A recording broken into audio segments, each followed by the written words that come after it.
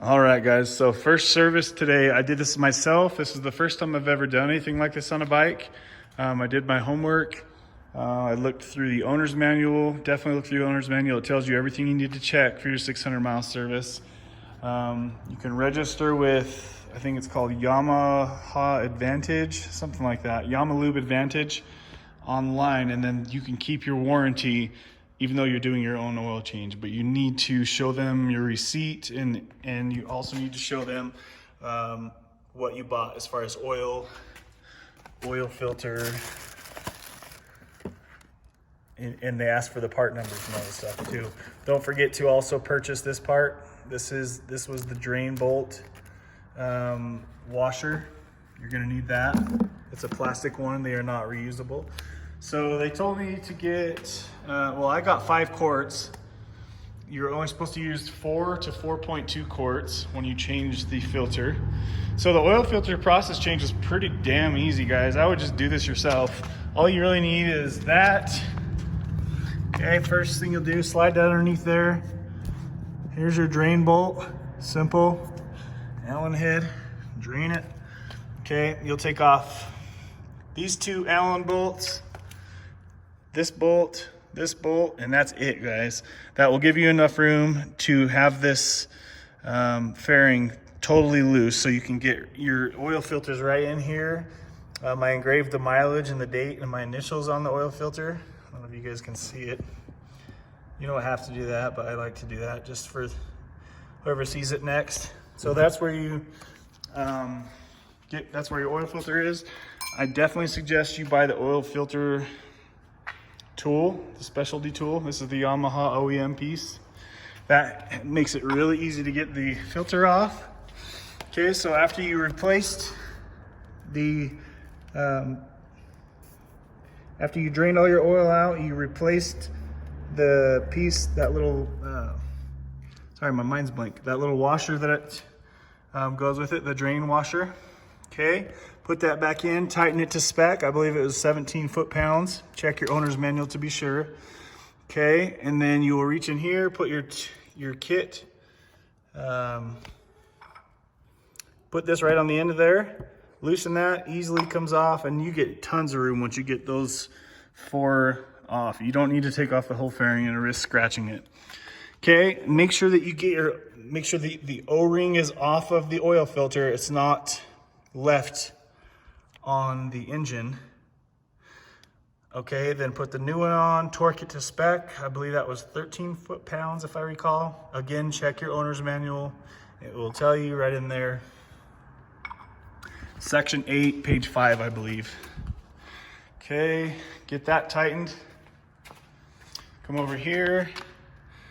And then you'll put, after you get the filter tightened, then you'll put those fairings back on real quick. This is where you fill it. Make sure that your fill tool is completely clean of any debris. Very, very clean. Okay, use this oil, 15W50, fully synthetic. Put 4 quarts in and then check through after you're all done with it. Here's where you check your level. Looks great. And remember, I'm up on a jack right now, so you'll want to check it when it's down on the flat ground. You could probably do this without the jack. Just makes it a little bit easier to do it that way. Okay, so after we got the oil changed, that was that.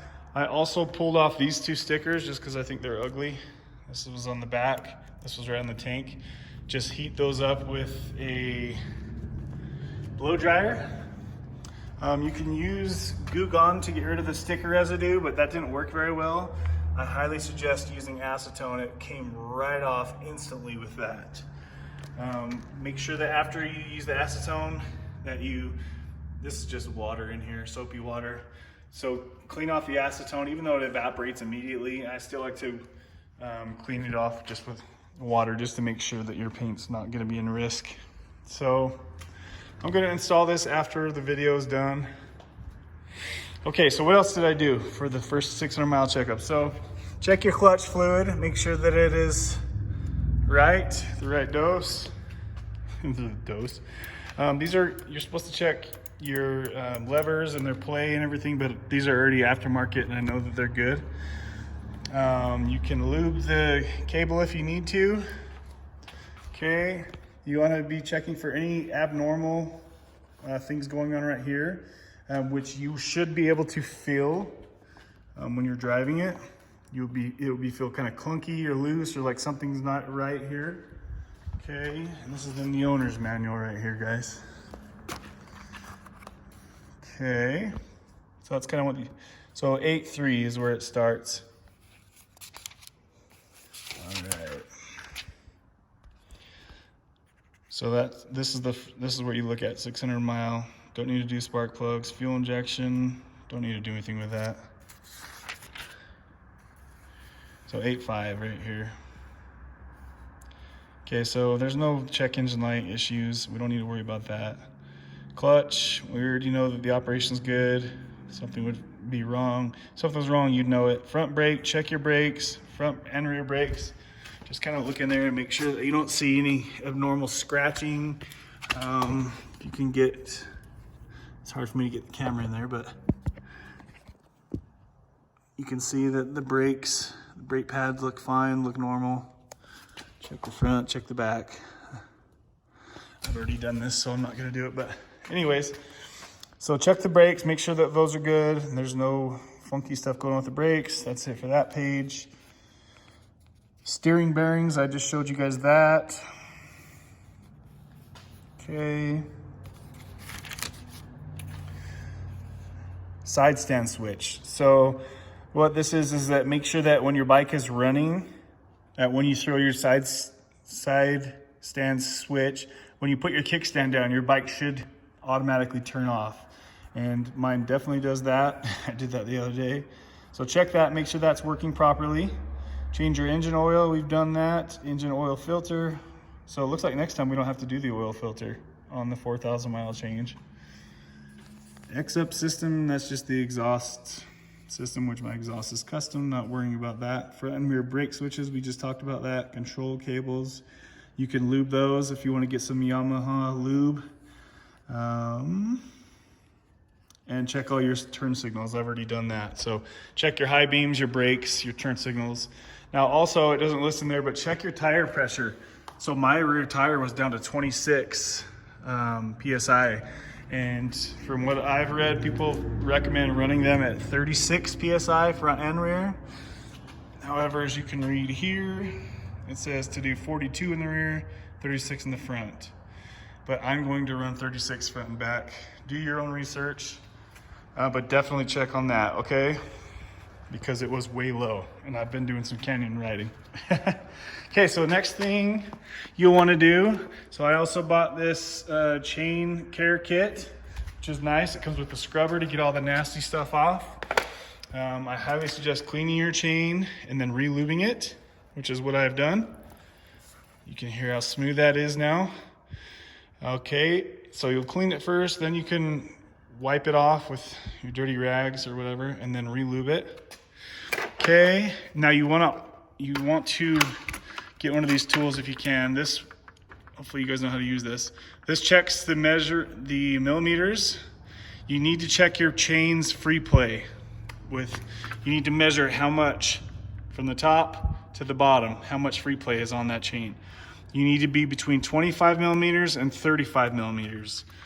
Also from the research I've done, a lot of people recommend they like to run it at 35 millimeters. So at the end of that, so you just go like this.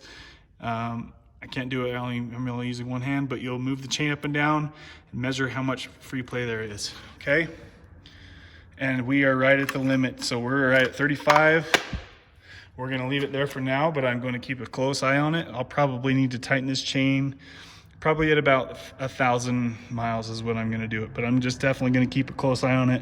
I don't want it to be any looser than this, but that's where we're gonna keep it. So if it wasn't needing to be tight, you loosen and adjust right here on this side, and you do the same thing this side. You loosen this nut, and you need to also use that measurement tool to measure the gap between here and here to make sure that you're pretty much that your rear alignment is on.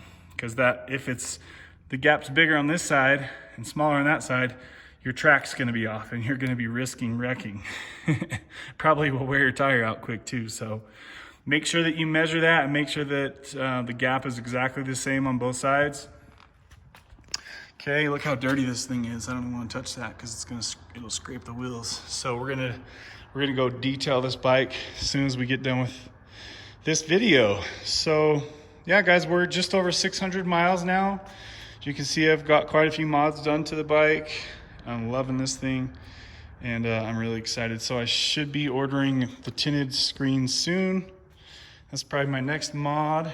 And then trying to decide if I'm going to paint the back parts blue or leave them. And then trying to find out if I'm going to leave that gray sticker on. So as you guys know, that I hate all the gray that came stock on the 2020s. I'm not going to go into that all right now, but just want to show you guys my bike and where I'm at with it. I am absolutely loving this thing, guys. So I hope you guys are all riding safe. Hopefully I didn't forget anything in this video. But yeah, this will save you a ton of money if you do this yourself. Plus, now you know how to work on your own bike. If I was going to take it to have it serviced, I would have had to pre-plan a weekend ahead and then drop it off, and it's like an hour away. I just saved myself all this money, and with the extra money that I saved, I bought a stand and the rear spools. These were cheap. And now I have the oil tool kit for next time. It's just nice to be able to work on your own stuff and know what's going on. Now, I don't recommend doing this if you're like basic rookie ass. You never worked on a car before. I probably wouldn't do it then. But if you know basic stuff, you know how to use a torque wrench, and you have a torque wrench or you can borrow one, then I would definitely suggest doing it yourself. And then just go over and make sure you use brake parts cleaner, spray it all over this stuff, because all the oil is drained on your exhaust. You can burn it off if you want, but I would recommend trying to wipe it all off before you start it. And that should be good, guys.